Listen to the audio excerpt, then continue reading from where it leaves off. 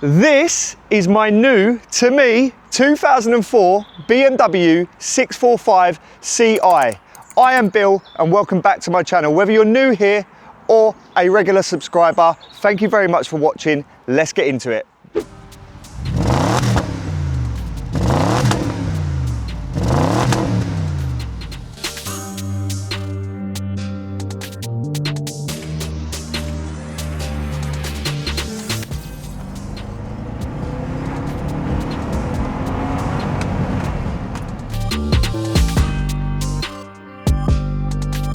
Oh my God, that has got to be one of the cheapest 645s I think I've ever seen.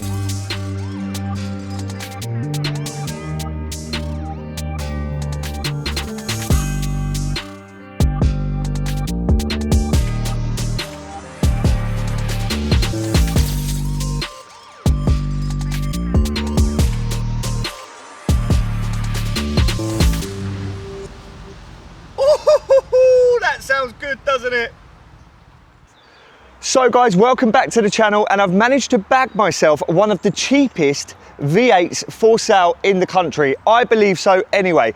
But before we get into why I think you should buy one of these now, because I think they're absolutely fantastic value for money, let's talk about 5 things I love about this car and 5 things I hate about this car. So, number 1, the first thing I love about this car is look at it. Look at the beauty of this car. I think this car, even though it's 20 years old, or just over 20 years old now, I think it still looks absolutely fantastic. And I think looks-wise, it holds its own against even the modern BMW. Some would say, actually, this is from an era when BMW made more beautiful cars than they do now. I mean, let me know what you guys think about that in the comments. Of course, leave your opinion, but yeah, I just think this is a beautiful car. I think look at the lines, look at the way the wheels feel the arches, the classic BMW kidney grille, the rear spoiler. In fact, the bum of this car in general is just absolutely fantastic. But like I said, let me know what you guys think in the comments. Right, number 2, we're gonna have to get in the car for number 2 because we need to start this fantastic 4.4 litre V8 engine. Let's just go around, open the bonnet and have a look at this masterpiece. So we've got a 4.4 litre naturally aspirated V8, and this is what it sounds like.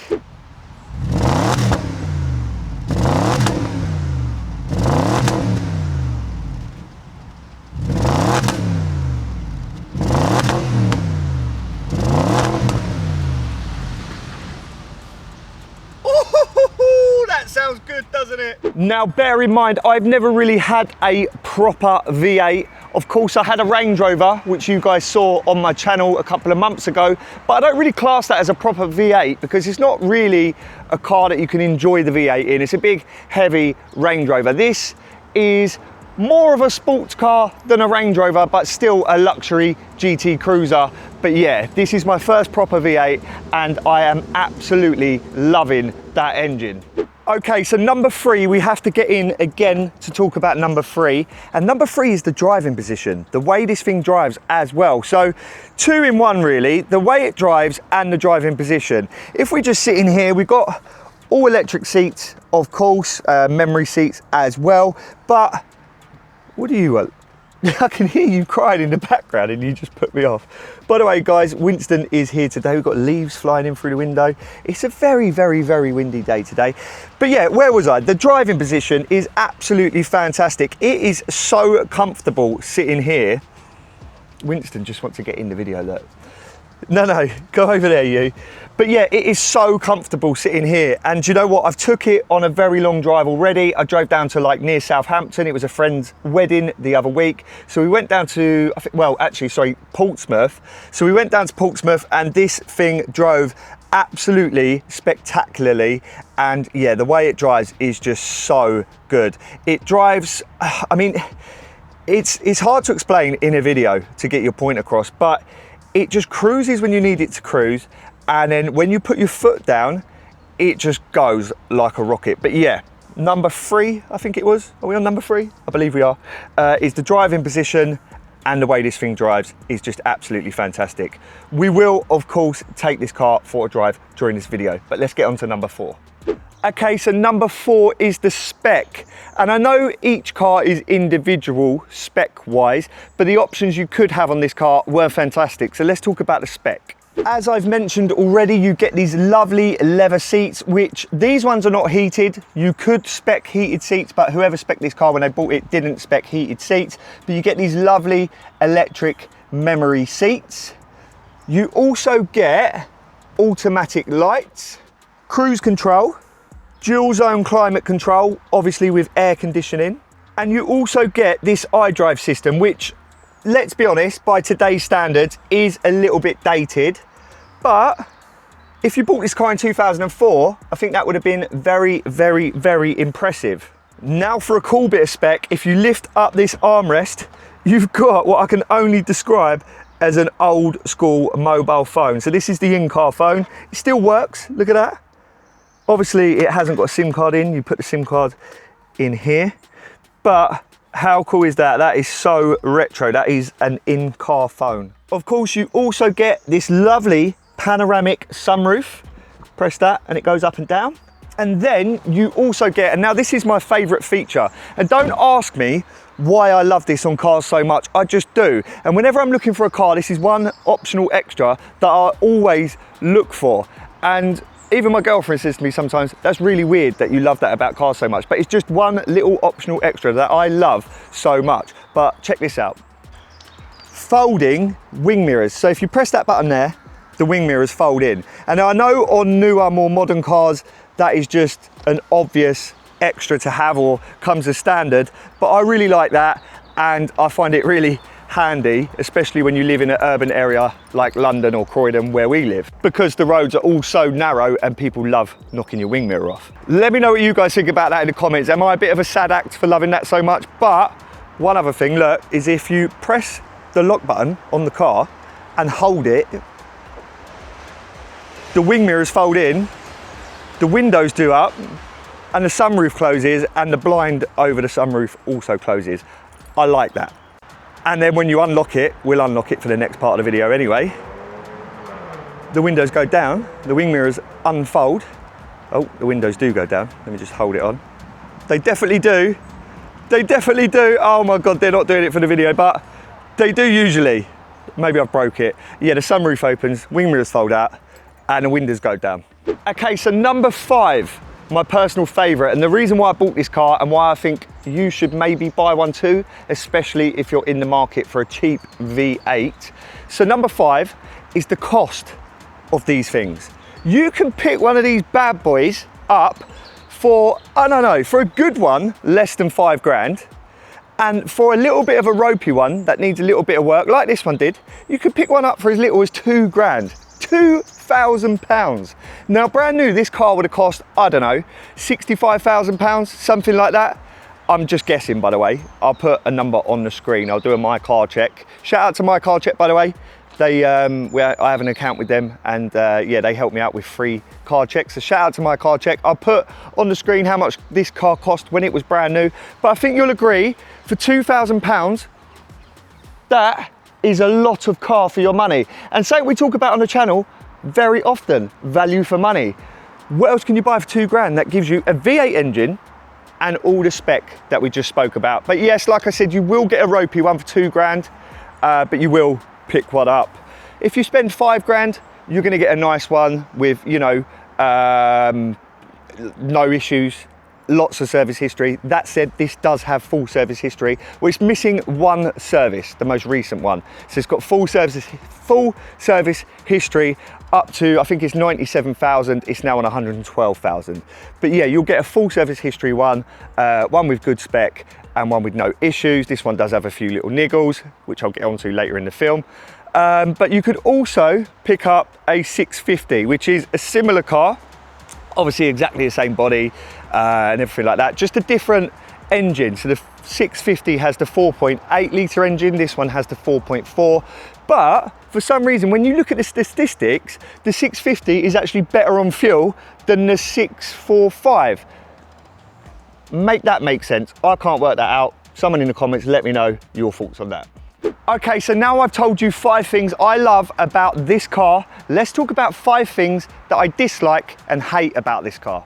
Right, okay, so number 1, and this is not a joke. This is actually not a joke. I know Jeremy Clarkson joked about this in one of his films, but this is actually not a joke to me, right? Nowhere in this cabin, absolutely nowhere in this cabin whatsoever is there a cup holder, right? Now, I've been told on social media that you could actually spec a cup holder as an optional extra, and I've done a bit of research and they sort of sit about here. They sit like here as a cup holder, but no, that's not good enough. I'm sorry, BMW. What were you thinking when you made this car? I am one of them people who loves a cheeky cup of Costa in the morning, and there's just nowhere to put it. There should be one like molded into, I don't know. Did we need such a big armrest? Did we need a phone? I would love a cup holder. Oh, sorry, let me get the camera there. Winston, that. But I would love a cup holder here. Maybe a smaller armrest, cup holder there. But, you know, it's too late now. This car was made in 2004. I'm sure BMW knew what they were doing when they made it and have learnt from that since. What's the matter with you? Hey? Look at his little tail wagging. I love you. Okay, the second thing I dislike or hate about this car is inside again. Well, it's actually outside and inside, but it's this panoramic roof, right? Now, you can only tilt this panoramic sunroof. I don't know whether you call it a sunroof or a panoramic roof, but I'm gonna call it a panoramic sunroof for the benefit of the video. But look, so there's no way of, it just literally just does, hold on. Oh, the car's not on. Wait 1 second, turn it on. But you can only do that. So it doesn't go back or forward. If you do that, it closes the blind, which is nice, of course, but I would have loved that to go all the way back. You know, like they do on like Audi RS3s or something like that. It just would have been nice to have that open and slide all the way back. I don't know, am I being a bit picky there? I just think it would have made such a difference. Let me know what you guys think in the comments. Right, number 3 and number 4, I know I'm gonna get some stick for. I know for a fact I'm gonna get some stick in the comments because I did get some stick when I put this on TikTok and Instagram, right? But number 3, okay, is the economy. Is the economy on this thing, okay? It is obviously very juicy. Now, that said, I have done some research and apparently this is one of the most economical V8s for this sort of time, for this sort of era, like 2004, that you can buy. Like if you look at the comparisons for like say a CL500 or the comparable Audis of the time with V8 engines and stuff like that, this actually does better miles per gallon than any of them. So it's kind of made me think, I don't think I need another V8 after this for a while because it is so juicy. It's getting about, I think it's getting about 19 miles per gallon at the moment. When I went on a run down to, like I said, down to the wedding and back, I did about 200 miles, I think it was approximately, and I was getting 22 miles per gallon. But of course, I do have quite a heavy right foot. So I'm not too sure if that will make a huge difference or not. It probably does. But yeah, the economy on this thing is dreadful. And like I said, I know I'm gonna get some stick for saying that because it's like, well, newsflash, man buys a car with a big engine and then moans about economy. But yeah, it is pretty juicy. So that's one thing I dislike about this car. And now that sort of leads me on to number 4 because it's sort of like maintenance, running costs, but the rear tires. Another thing I dislike about this car are the rear tires. And no, I'm not being an idiot, but basically, now this is sod's law. I actually haven't told you about this, but on the way home from buying this car, I got a flat tire, I got a puncture, and the guy had just put 4 new tires on this car, so they was all matching. But on the way home, sod's law, I got a puncture. I had to limp it home on the run flats because they are run flats, right? So I had to get it home on the run flats, managed to get it home, and the next day I went to go and buy a tire. I went to my usual tire shop, and they were like, "No, we don't have them in stock. They're an obscure tire size. They are." Let's have a look what tyre size they are. They are 275 40 18, okay? And of course they're run flats. So when I went to the tyre shop, my usual tyre shop, they were like, "No, we don't have them in stock. We literally don't have them. We'll have to order them in." I was going to the wedding that day, Okay, so I needed a tyre. Anyway, I eventually found one. It was, I can't remember how much exactly the tyre was. I think it was about £100, but it wasn't a run flat. So one of the tyres now is odd. Like I said, the guy did put 4 matching tyres on before the car was sold, or like a few months before, and now it doesn't have matching tyres anymore due to that. So that's number 4.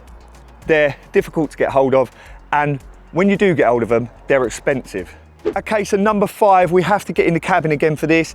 And I don't know what you guys think. Let me know what you guys think about this. But one thing that I find a bit strange about this car is the lack of paddle shifts. So you've given me a lovely 6-speed gearbox, which you can change the gears, obviously flicking over into sport mode and going into manual mode.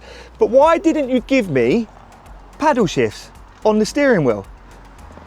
That kind of baffles me. And I know in the later cars, in some 635Ds and some 650s, you get the SMG gearbox and then you do get paddle shifts. But in this one, there's no paddle shifts, and I think they should have all had paddle shifts. So that's number 5. Let me know what you guys think about that in the comments as well.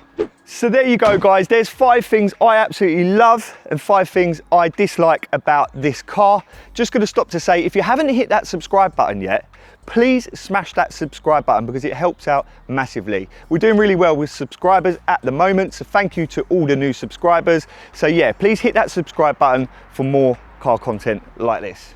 Now, of course, it would be rude of me to not include a section in this video talking about how this car drives, and of course how I got hold of this car, how I acquired this car, how much I paid for it, and what I spoke about before, the little niggles and stuff like that, what's wrong with this car. So of course, as you would expect, this car is fast when you want it to be, but very luxurious.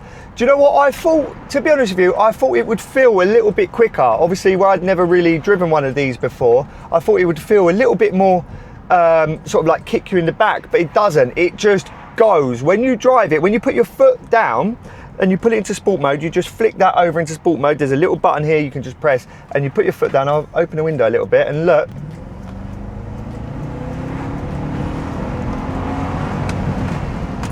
And there you go, you're over the speed limit. Only ever so slightly though, of course.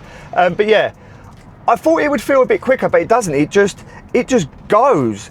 But it's when you look at your speedometer, you realise it doesn't feel quick, but you're going bloody fast when you put your foot down. So yeah, I don't know really how to explain that through a video.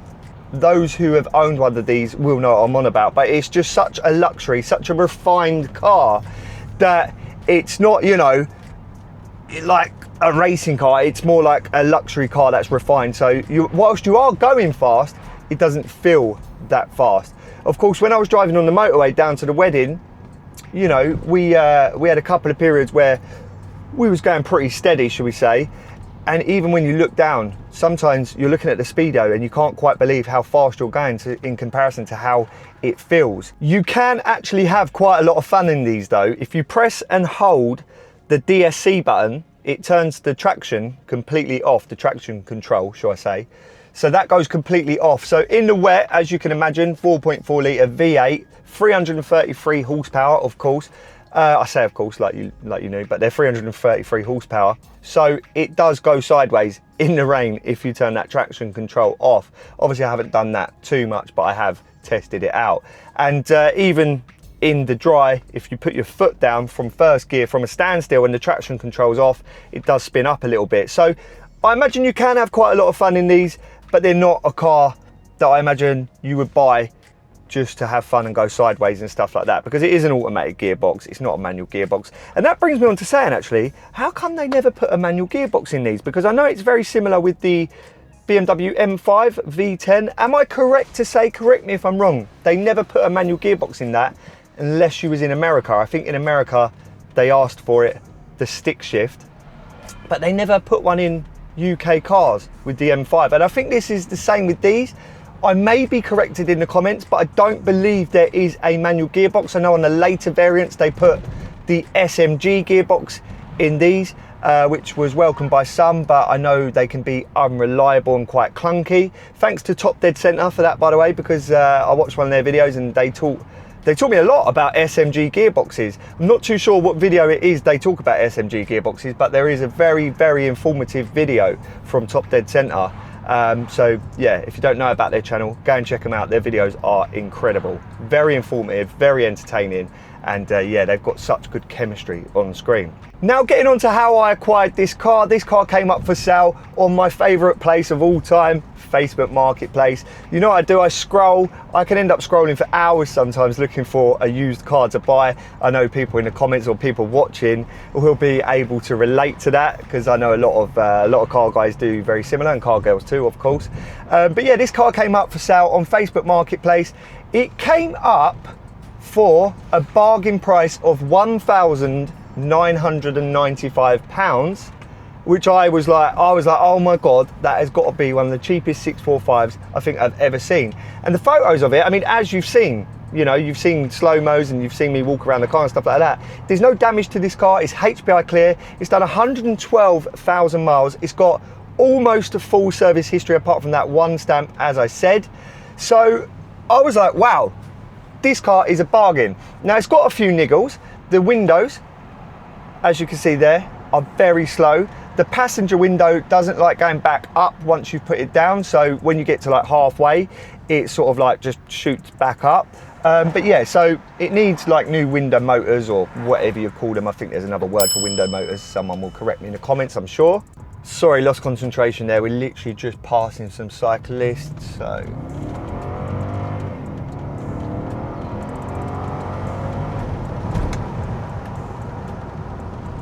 See what I mean? It goes, it really goes when you put your foot down. Let me open the window so you can get a bit of noise. But it's just not a loud car. There's no loud exhaust on it. It's very refined, as I said. Even when you're really giving it the beans, it doesn't make loads of noise. It kind of just cruises and goes. Like, it's really hard to explain what I'm on about, but instead of like, it sort of wafts along and gains speed respectfully, like a gentleman. But anyway, where was I? I was talking about when I bought it. Right, yeah, so the guy listed it on Facebook Marketplace, $19.95. I think he wanted a quick sale. It was sat there. It looked in a sorry state for itself. Needed a good old clean. And you could tell that he didn't use it as often as he might like to. He had like an SL55 on his drive. He also had another car, which I can't remember what it was, but it was quite interesting. And his daily was like a BMW X5. So this was sat around the corner off his drive under a tree. As you can imagine, it was, you know, looking a little bit unloved. I bought it, I cleaned it, I whacked it up for sale, and this is the sad part. This is the sad part. I'm not keeping this car.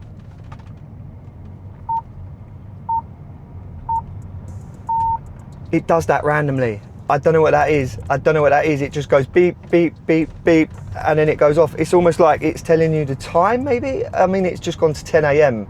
Maybe it tells you when a new hour has gone past. I don't know. Someone let me know in the comments what that random beeping is, because it does it every now and then, and I ain't got a clue what it means. But yeah, I got distracted again. Anyway, I gave the guy £1,700 for this car. I said, listen, if I come now and I pay you in cash, will you take £1,700 for this car? He said, yes, come now and grab it. It was all the way up in Watford, which is about an hour and a half away from my house, where it's just a little bit further north towards Hemel Hempstead. So I went, I grabbed the car, drove it home. It drove like a dream. But of course, like I said, I got a bloody flat tyre on the way home. So I think I was just about 20 miles away on the M25. So managed to limp it home, and yeah, got the car home. The next day, I cleaned it up, gave it a good old clean, hoovered it out, everything like that. And yeah, got it looking really nice. Listed it on Auto Trader, and I'm afraid to say this car has now sold. And it's actually, thank you, it's actually Saturday morning, and I'm due to drop this car off at midday today to its new owner, who has come and looked at it yesterday, drove it, absolutely loves it. I think this is actually the cheapest one, or was the cheapest one on Auto Trader, as in 645, so the V8 variant. So yeah, this car is now sold, made a decent healthy profit on it, and I'm dropping it off or delivering it to the guy. He only lives about 20 minutes away from my house, so I offered to deliver it to him. But yeah, it's going today at midday. It's 10 o'clock in the morning at the moment, so I've got 2 hours left with this wonderful car.